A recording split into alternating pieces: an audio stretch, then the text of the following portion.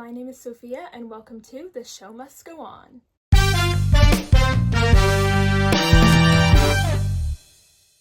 So today I am finally filming my final part of ranking every single Sabrina Carpenter song, my top 25 Sabrina songs. I'm so sorry that this is a little late. I have just had a really busy week. I started a new job and just had a lot of stuff going on, but here it finally is, and without further ado, let's get right into it. So at 25, I have Almost Love from Singular Act 1. So I love this song so much. I think it is such a bop, and I feel like it's so underrated. I do feel like this song is like one of her more like mature ones of her like older songs. This is the lead single from Singular Act 1, which is a masterpiece of an album. And I remember so vividly when this song came out, I was literally getting ready for one of my like middle school chorus concerts, and I remember like my sister literally like braiding my hair as we were listening to this song for the first time, and then I just remember being so obsessed with it for so long after that, and like I literally listened to it nonstop. So this is a bop. It also holds a special place in my heart because this was the first song I ever heard Sabrina sing live when I went to see her on the Singular tour. It was the opening song, so that just has some, you know, sentimental value to me. Then at 24, I have Feather from Emails I Can't Send Forward. Okay, so I know this might feel kind of like far back, you know, I know this is one of her biggest hits. And the thing is, like, I love Feather, and it's so funny too because this was one of those songs that it wasn't like an immediate hit, like it took a little bit of time and then it like blew up. And I remember, like, when this song first came out, me and my sister were like, oh my god, this song better get the attention that, like, Nonsense is getting right now. Like, at the time, Nonsense was her one, like, that was blowing up.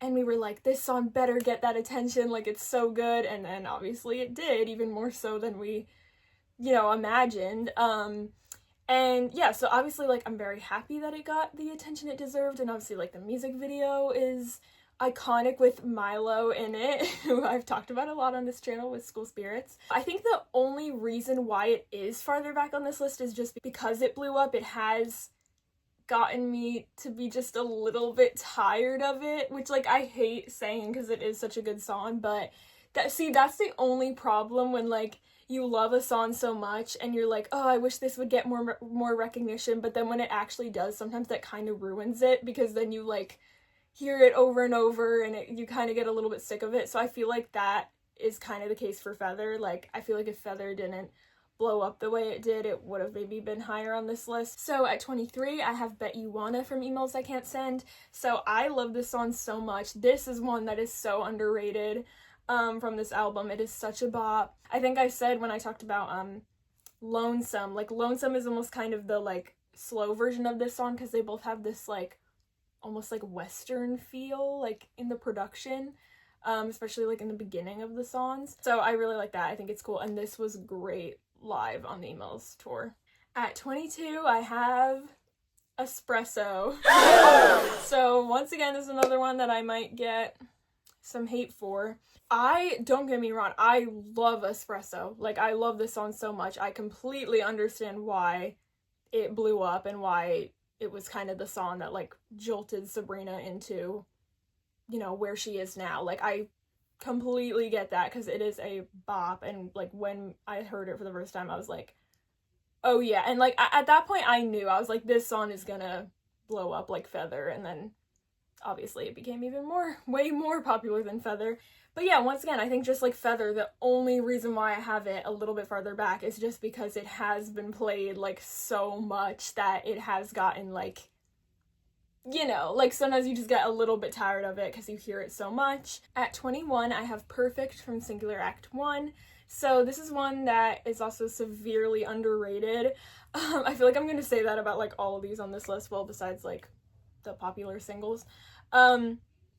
But yeah, I love this song so much. Like, I feel like this one is another one that if you're a fan of like Bedchem or Good Graces, any of her like more R&B type songs, I feel like you would be, or like Don't Smile, I think you would be a fan of this song.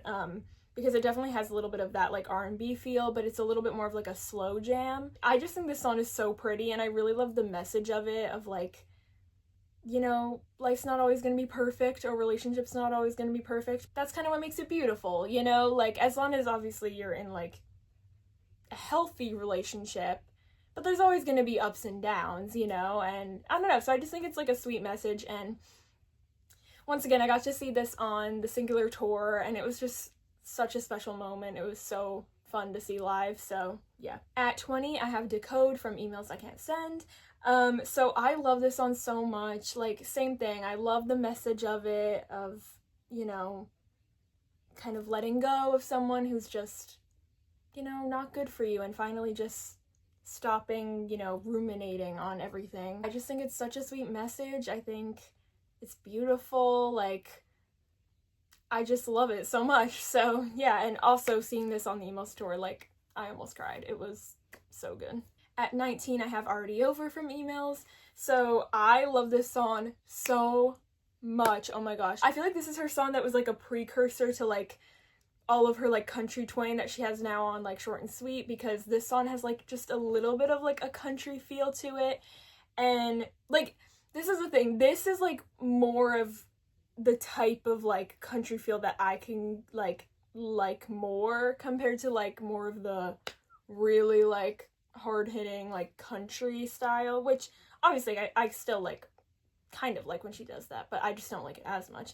But this is like good because it's like mostly pop, but it just have that little hint of country, and it's like, I don't know, it's just a really fun song. And I remember when she like teased this song on her TikTok, and I was like, oh my god, I'm so excited for this. And then when the album came out, I was going to a summer camp at the time, so I couldn't like listen to the full album yet because I didn't stay up till midnight for it at the time. So I remember like as we were in the car, I was like, okay, I'm just gonna pick like, you know, one of the songs or like two of the songs or whatever to listen to now.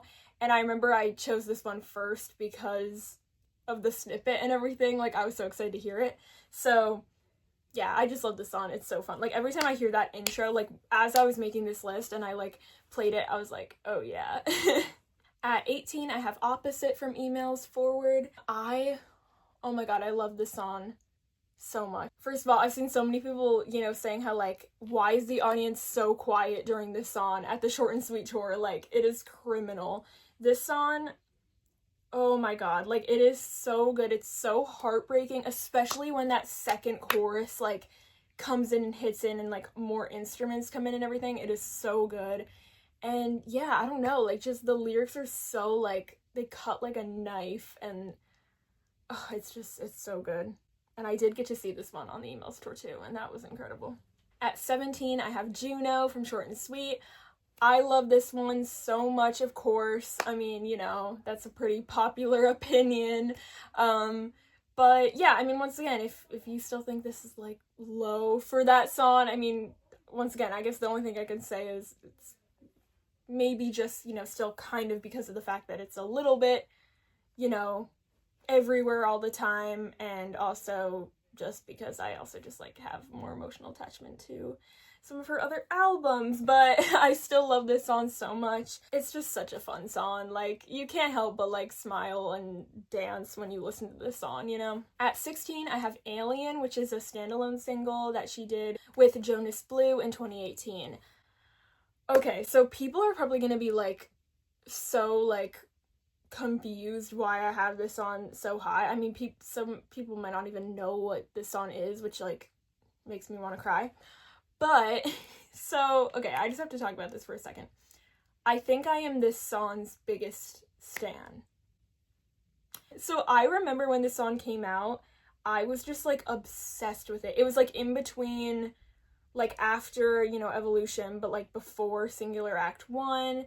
And we hadn't gotten new music, I think, from her for like a while, because I think her last song was like Why it was like, it had almost been a year at that point since that song.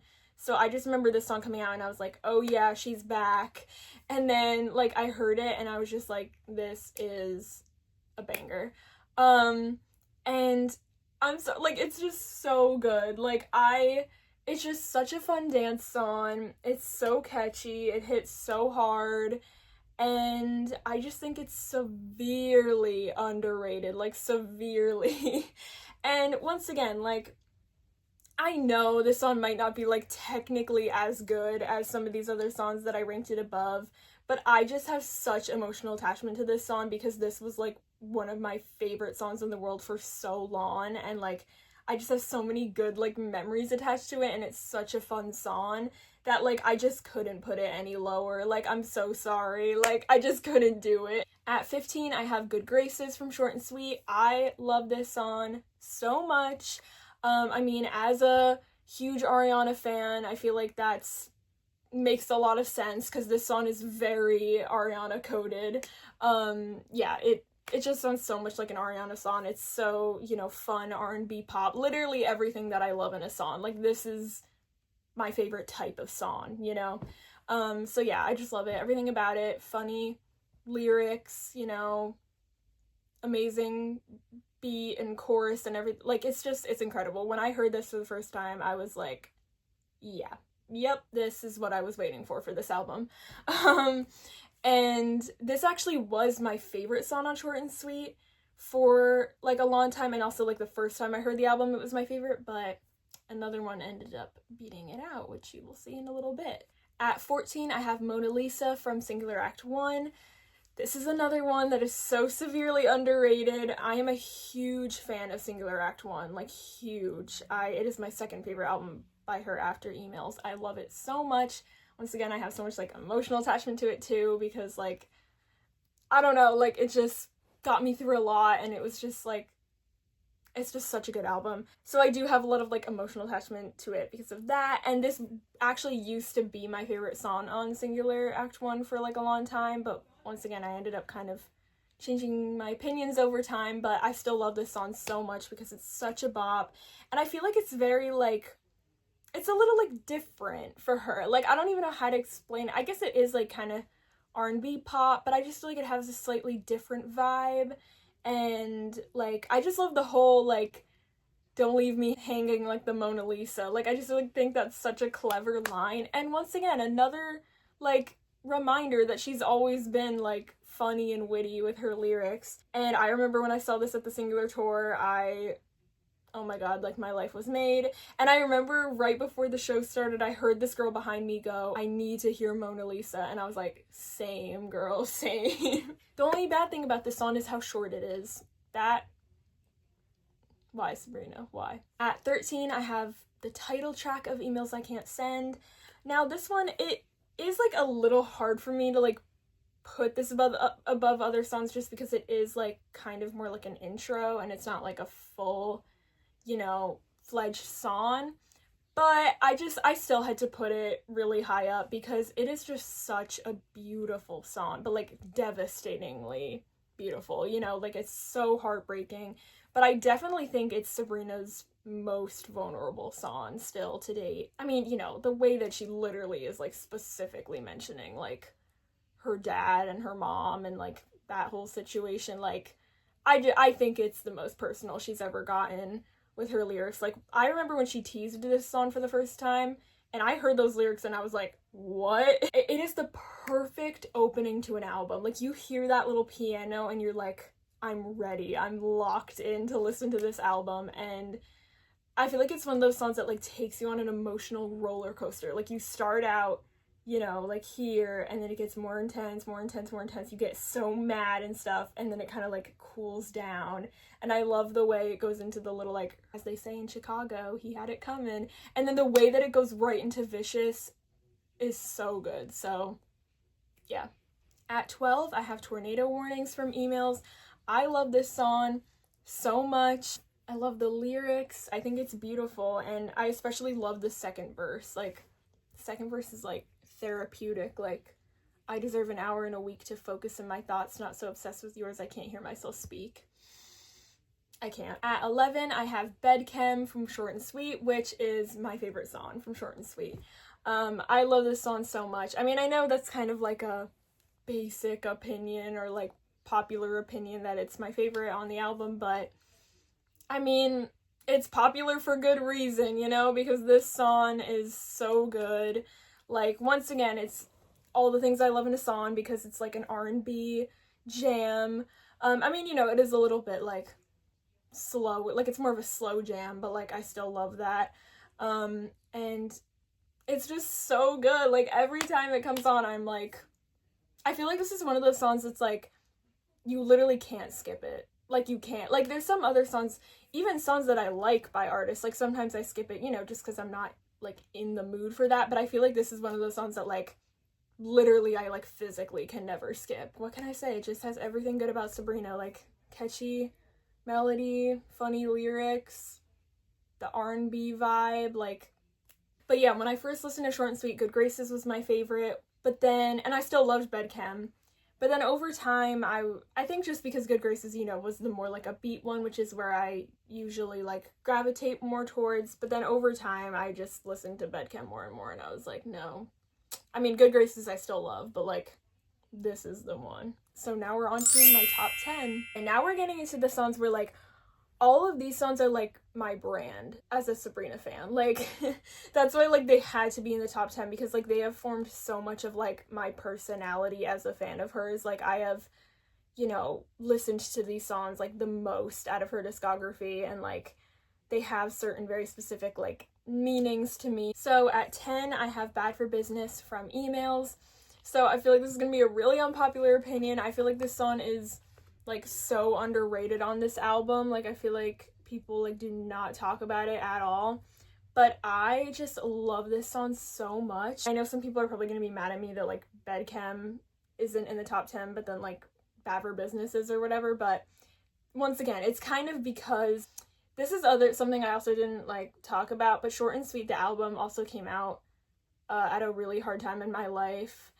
And now I do still kind of like associate the album, unfortunately, with that. So that's also, I think, why subconsciously sometimes I don't gravitate towards the Short and Sweet songs as much as her other albums, because I kind of sometimes have a little bit of like a negative association, even though obviously it has nothing to do with the album itself, but you know. But yeah, whereas like Bad for Business and all these other songs that I'm going to talk about, like I have a very specific like special like connection with. But yeah, I don't know, like I know this is one of those songs that I feel like on like if you just listened to it once you might be like, why do you have it that high? Like it's kind of simple and like whatever. But if you like keep listening to it like many times, it just hits so hard. It's so sweet. Like it's such a happy like beautiful song, and once again, I just have a really big emotional attachment to it because I was so obsessed with this song like 2 years ago, and it was like my number 2 most streamed song of 2023. Yeah, and I like freaked out when I got to hear it at the Email store. At 9 I have Fast Times from Emails. So this is another one that I feel like is so like, okay, I don't want to necessarily say underrated, because I feel like people do know this one a little bit more because it is like still on the Short and Sweet tour and stuff, but I feel like it still is underrated. Like it is so good. Oh my god, I remember this was the song that like got me back into like being more of a fan of her, because like I said, there was a little period of time, like for all of 2021, I kind of wasn't, like I was still a fan of her, but I wasn't as much of a fan of her, not because of the whole driver's license thing. Like I completely disagreed with, you know, the way people were treating her at the time, but I like did not like Skin, and then at first I really did not like Skinny Dipping. I didn't like it until later. So therefore, like 2021, I was not the hugest fan of her music, and I was starting to get scared. I was like, oh no, am I gonna like not like Sabrina's music anymore? And then Fast Times was the next song to come out in February of 2022. And that was what like brought me back. I was like, oh yeah, we are so back. Like this is such a bop.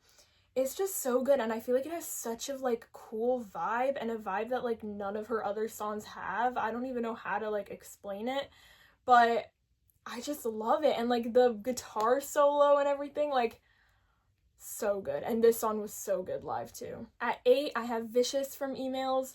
This song is so good, and I'm so mad that it's not on the Short and Sweet tour set list. I don't know why it isn't. It is This is like the definition of like a song, like if you are angry, just like you need to just listen to this song and like let all of your emotions out. Like it is so therapeutic, like especially the bridge. Oh my god, so good. At 7, I have Nonsense from Emails. So I don't know how people will feel about this opinion, because you know, it is one of her most popular songs, which might make some people happy that it's this high up, but it also might, some people might be like, like Nonsense is kind of like overrated or something. But I don't know, I'm sorry, I just love this song. And I know I'm like kind of contradicting myself, because I was saying how a lot of times when songs get like really popular, it kind of like loses some of its value to me, which still kind of did happen though, because so basically when Emos first came out, this was my favorite, like instantly. I was like, this is such a bop. And once again, me and my sister were always like, this song, like, why does she not get attention? Like, this song is so good. And then it did actually start blowing up, and I was like, oh my god.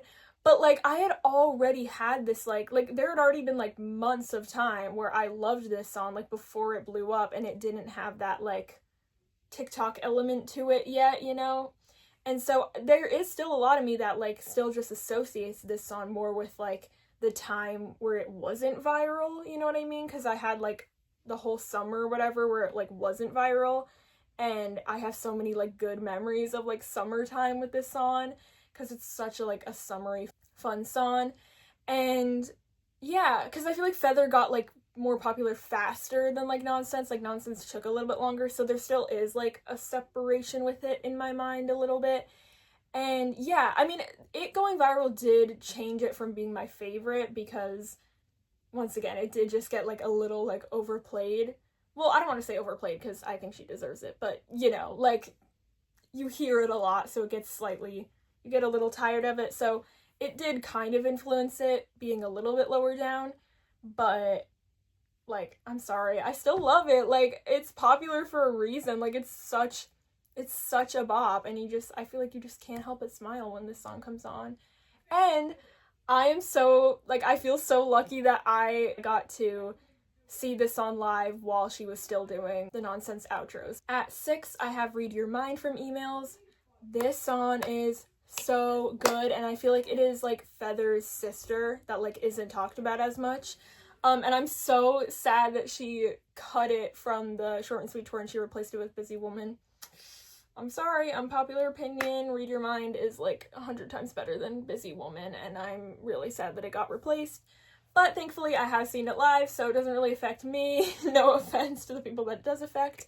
I mean, I didn't even see the Short and Sweet tour, so, you know, but I'm still just mad, like, on behalf of other people, because Read Your Mind it's so good. Like, this is another song that I also think is very Ariana coded, which is also probably why I love it so much.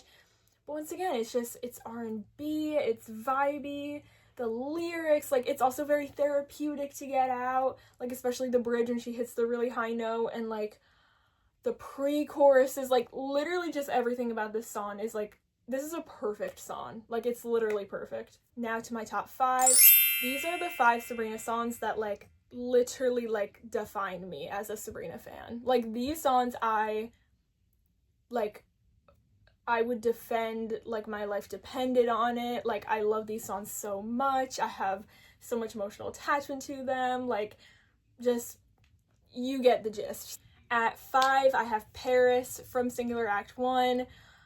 Oh my god, this song is so good and so underrated.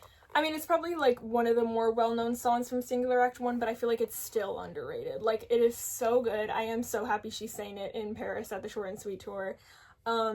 Just everything about it, the vibe of it, the lyrics. I feel like this is another song by her that just sounds so different. Like, I've never heard another song that sounds like it. And of course the bridge with her, you know, saying the part in French. And I'm so happy because I'm so lucky that I got to see this song twice live, because she sang it at both the Singular and the Emos tour. Both times it was incredible. At number 4, I have a song that I would literally die for and is severely underrated. Like, it literally makes me sick to my stomach. Honeymoon Fades, which is a standalone single from 2020. I don't even know, like, I don't even think I can like explain in this video how much I love this song. If you have never heard this song, like literally, I don't even care. Exit out of this video and go listen to it. Like, I literally don't care. Like, you need to hear this song if you have not heard it, especially if you are like an R&B pop fan. And once again, if you are a fan of like Bedchem, Good Graces, songs like that, like listen to Honeymoon Fades. It is, I think this definitely is actually her most R&B song, because yes, like Bedchem and Good Graces and stuff have elements of R&B, but there's still like a little bit more pop R&B, whereas I think this song is low-key like fully R&B. I mean, maybe like a little bit more like pop infused, but like practically just like straight up R&B. Like, it kind of sounds like a, like if you like Victoria Monet or like SZA, like that's the vibes it gives me. Oh, and Ariana. It sounds very Ariana influenced once again. It sounds like a song that could be on Positions by Ariana, like so R&B, so good, so like silky smooth, like everything about it, the lyrics, the melody, like her vocals sound so pretty, like it is just such a pretty, like it sounds aesthetic to your ears, like that's how I would like explain it. And I am so happy that I got to hear this song live on the Emails tour. Oh my god, that's like my biggest flex. Like, honestly, I am like so happy that I got to see it, because I feel like she'll like never sing it again, and I'm so happy. But yeah, if you have never heard this song, please listen to it. At number 3, I have Because I Liked a Boy from Emails, which is my favorite song from Emails. I mean, it is so hard to pick a favorite song from Emails, because like I feel like it literally low-key changes like every day, just like depending on, you know, like my mood and stuff. But I do feel like if I had to like objectively say my favorite, it would be this one, because it is just like, oh my god, like it's so good. It's emotional, like the lyrics are so good. It's another song that I feel like just takes you on like an emotional roller coaster.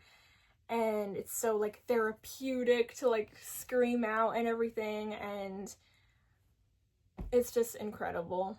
Okay, now at number 2, I have Sue Me from Singular Act 1. I love this song so much, and I know like this is probably the most well-known from Singular Act 1, so a lot of people probably know about it, but if you don't, go listen to it, you're missing out. It is just so good. Everything about it. I think this is her best song vocally. Like, not to say, I do think her vocals have grown since then, but I just feel like this is the song that shows her vocals most. That's the other thing, too, that I get a slight disconnect with some of her newer songs, even though I still love them, is just because I really wish she still like showed off her vocals more, because I feel like so many people don't know how good of a voice she has, and I feel like in her older music she used to show off her vocals more, like in this song. So like, just I really would love to hear more of her vocals, because she is incredible. This song is just so good. I love the message of it. Like, it is just that song that you need to listen to when you just like need to feel confident and like amazing. And also, this is my favorite music video by her. The Legally Blonde theme is perfect, and I'm a huge Legally Blonde fan. I literally have a, oh, you can't see it, but I have an Elle Woods like Funko Pop up there. And once again, I just have a lot of emotional attachment to this song, because like I can't even get into it, but it just means a lot to me. And I once again got to see this live twice, thankfully, and it literally was so good both times, like incredible. And the big reveal, my favorite Sabrina Carpenter song is Bad Time from Singular Act 1. So I know a lot of people are gonna be like, what is that? Like, a lot of people aren't even gonna know what this song is, or if you do, might be a little surprised that I have it as my favorite or whatever. But I can't even describe how much I love this song. This is just like, once again, this song is like my brand as a Sabrina fan. Like, I've just made it very known that this is my favorite Sabrina song, and it honestly probably always will be. The message of it, the confidence, just the melody, like it's such a bop. When I saw this live at the Singular Tour, it was the best performance. It was so fun live. And like I love the little, that I'm just gonna say it one more time for fun. Like once again, another thing showcasing that she's always had those little like witty, funny lines. And oh my god, like it is just so fun. If you have never heard this song, please go listen to it. And once again, I do just like have some emotional attachment to it. And like, oh, like this song is just severely underrated. It needs its flowers, so please give it all the streams right now. You know how like you always just like have that one song by a certain artist or whatever that is just like so near and dear to you for like specific reasons? This is just mine for Sabrina. Like this song just means so much to me. I just have so many like good memories attached to this song because I was so obsessed with it when it first came out, and like, yeah, and then like seeing it live was like so surreal because it was also my first time seeing her, and it was the second song she sang in the show, and it was so fun. And yeah, I love this song so much, and I don't know what else to say. It's just a masterpiece. So that's it. I officially ranked all of the Sabrina Carpenter songs. I ranked 77 songs, and yeah, I had so much fun doing this. I love Sabrina so much, so I love talking about her and talking about her music. I hope you enjoyed. Please let me know down below what your favorite Sabrina songs are. I definitely would love to read and see also your thoughts on my favorite songs. And I definitely want to do more Sabrina videos in the future, so stay tuned for that, and just other videos about pop music and TV shows, movies, and everything. So I'll see you next time. Bye!